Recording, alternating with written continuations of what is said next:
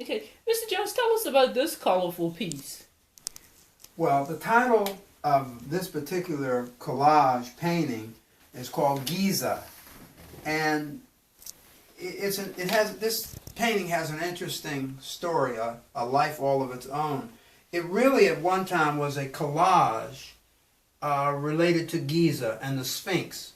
So this figure really was the Sphinx, and so it was very boring looking, so I thought I would just turn it upside down and try something different.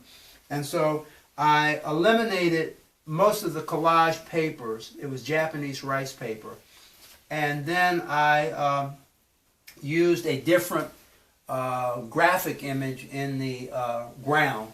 But it really, you can still see it if you look at this part. This is the Sphinx. This is on Mount Giza, and there was a figure actually in it. I think I've covered that up, looking at the scale of it, man in relationship to Giza. But this one was called Giza, and it's really at sunrise, and that's why you have the half circle around it and the yellow. It's very colorful. Tell us about the other collages that you have on the wall. Yes, these are. That one was Giza was 210. This one is 210 also, and the title of this one is Up is Down.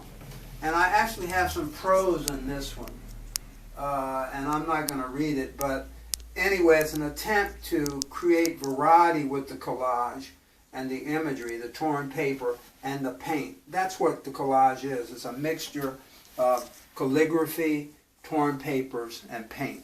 And I see you have other collages, but tell us about this woodcut that you have over here on the right side. Yes, this one is called African Games. This is a woodcut that was done in the 80s.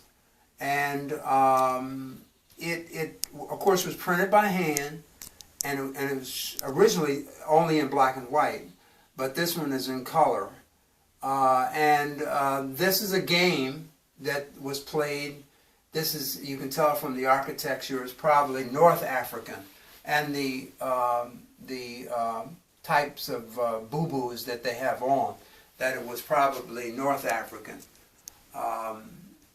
And in this one, back to the collage, we have the eyes, and this one is called the Eyes of Adam, and this one is called the Mouth of Queen Ti.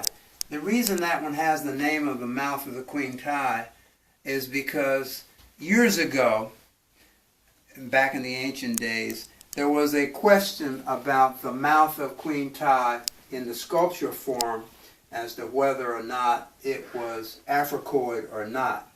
And so I did this collage to try to ascertain the mouth of Queen Ti. Tell us about that group of pictures that you have on the floor. Yes, this is the one picture that just came back from a show. That's why it's still wrapped. And this was called Drummers. And this is fluid color also. This is oil and acrylic mixed. And it's not, of course, it's not a new technique. I think artists were experimenting with fluid color. And in fact, I would say 10 or 15 years before it became on the market. Boy, that's colorful. What does that depict? This is called, this is a beachscape. And what it is, it's similar. I see the it's little similar, people up in the corner. Yeah, it's similar to landscape, but of course this is of water.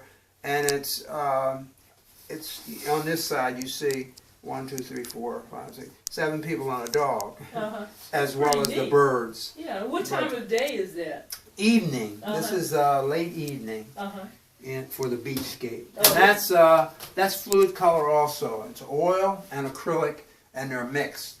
And when you say mixed, there has to be a balance. You can't use more than, in the oil, you can't use more than 30% of the acrylic. This is another one. This is a gouache by, let me see, this one was done in about I think this was about 98, 99, and it's gouache. Gouache is opaque watercolor. And here's another fluid color, and this is called Market Day. And let's see, here's another one. This is water barrels, fluid color. They're very colorful. And this is the last one. This is Taliswoman, as a play on words, but I often wondered why women couldn't be callous women, but here she is.